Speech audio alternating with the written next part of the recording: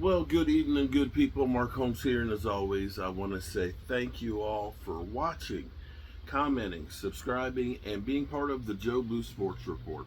Without you guys, as well as you ladies, you know that this literally does not work. Hope everybody's having a great evening. Um, it's been a great 24 hours. I ain't gonna lie to you.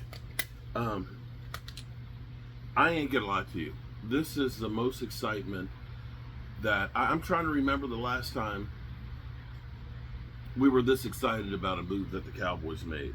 And I can't think of one since Amari Cooper.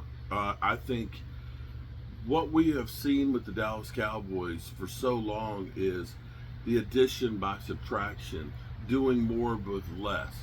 But can I say that? I don't know if I can. I don't know. Are you ready to say this one yet? But is this all in? Is this the Cowboys finally saying enough is enough and now we're going to do the damn thing? Um, this is the closest thing to all in that I've seen in the last 15 years. We have done a lot. Now, I would say with the over and under, I don't know if that's changed in Vegas, but it was 7.5 games. The problem now is expectations may be the killer for the Cowboys because now it rained, okay? It rained and now the lighter got wet, and so I'm trying to dry it out before I get finished with the fire here.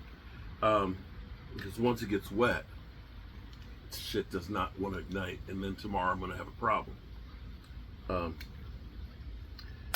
Expectation are building blocks for resentment, as I've pointed out to you, that now everybody all of a sudden has changed. Cowboy fans that were out and saying F this team are back. My thought here is with the Cowboys, I am happy. I am so happy with what they've done. George Pickens is saying all the right things. He's recognizing that there was a problem with how he was handling himself in Pittsburgh and that he's got to grow. And sometimes what has to happen is you have to hit rock bottom to affect change. That's what they say. It doesn't matter how much you see that somebody's messing up and how much you care about them and how much you tell them that they're doing wrong. Until they hit rock bottom, they won't change. And I feel like that's been the Cowboys. We've all gone through and said last year it was a disaster coming. But maybe that was what had to happen for the Cowboys to change. Maybe this is part of the whole change. And I'm thinking, I've got so many things I've been thinking and trying to figure this out. But the Cowboys have been doing the same thing every single year. Mike McCarthy. We blame Mike McCarthy and say you just suck. We blame Dak Prescott and we say you just suck. People have revisionist history and they think, well, you know, Dak's had these great teams and stuff. Dak's had some great players that have come through. We've had some Pro Bowl players that have come through. But the problem has always been not that top layer. The problem has been, you know, when Dak breaks his thumb, we forget that he has 3 pins in his finger. And now he doesn't have a running game. And, you know, people are beat up. Zeke's got a plantar fasciitis, or Tony Pollard's got a, not a plantar fasciitis, that's Tony Pollard's thing. But Zeke's got a hyperextended knee, or a PCL injury, or Tyron Smith's got one of his multitude of injuries. It's always been the depth.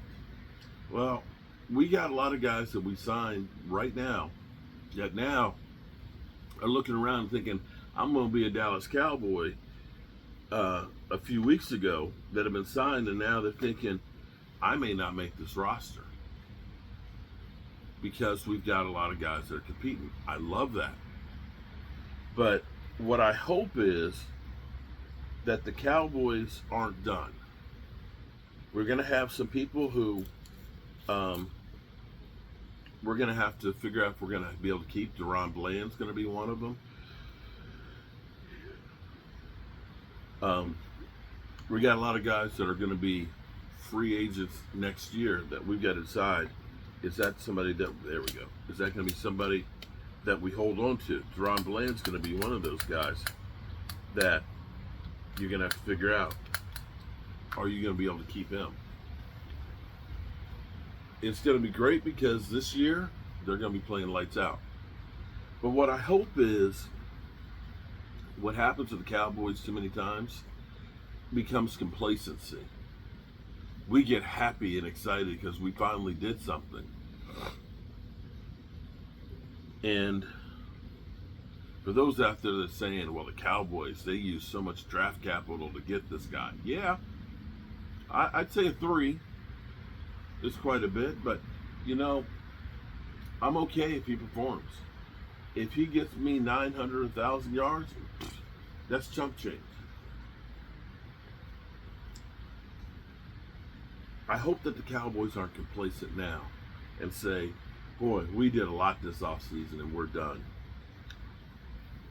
Stephen Jones, who I believe is becoming now the owner, and probably by the end of the season will be the full owner of the Dallas Cowboys, or co-owner with his sister and his brother, that they're not satisfied right now with George Pickens, a shiny new piece, or bringing back Dante Fowler or Solomon Thomas or some of the other moves, the Elam trade, and so on, that they continue to keep going. You know, Game Time Brian the other day was like, calm down.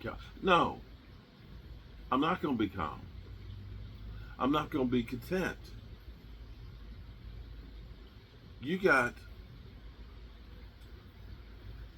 the Philadelphia Eagles out there that just won a freaking Super Bowl. That is loaded. Here's what I said to Philly 500 today. When you look at your offense, how many players on your offense do you look at and say would have a hard time being a starter on another roster?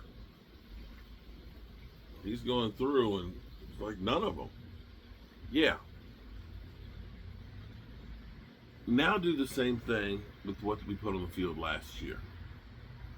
How many guys on our offense last year would be truly starters on another roster? I'm betting that you look at it and say, yeah, there's quite a few that wouldn't be. And that's the point. You have to look at it and say, do we have the talent that the Philadelphia Eagles do? Where we can go toe for toe against those guys.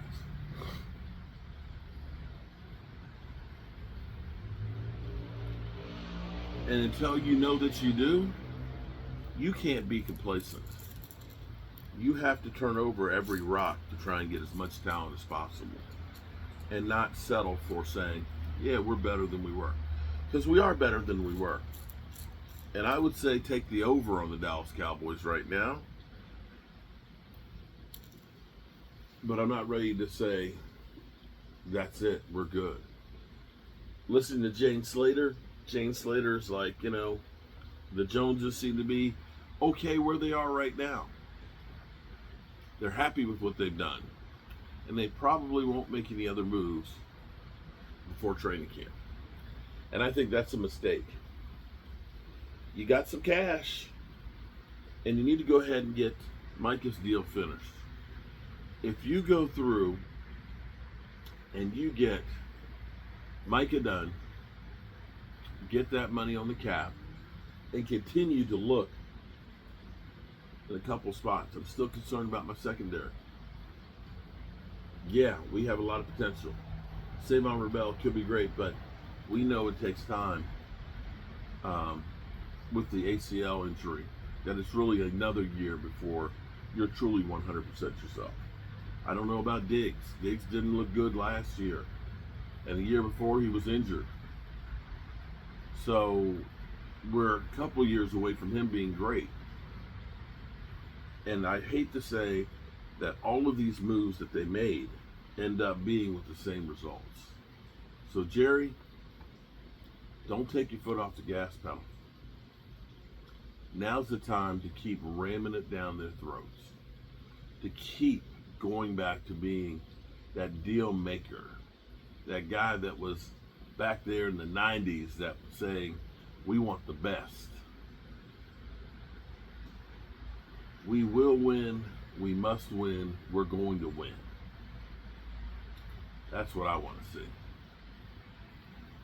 Congratulations, Cowboys. You've shown the signs of life. Keep it up. That being said, I'm tired as can be, man. Woo!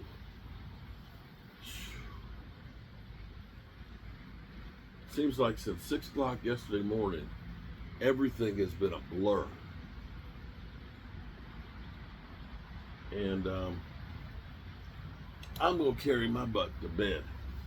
I'm done for the day. And I want to say I appreciate you guys. And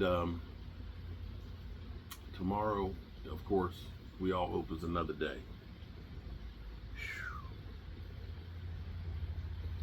Remember, good people, tell the people you love how much you love them, because you might not get the chance again. And I know Saturday will be Rashid's birthday. And it's been a year and a half. Michael reminded me. It's been a year and a half that he left us. Man. I love you guys. Peace out.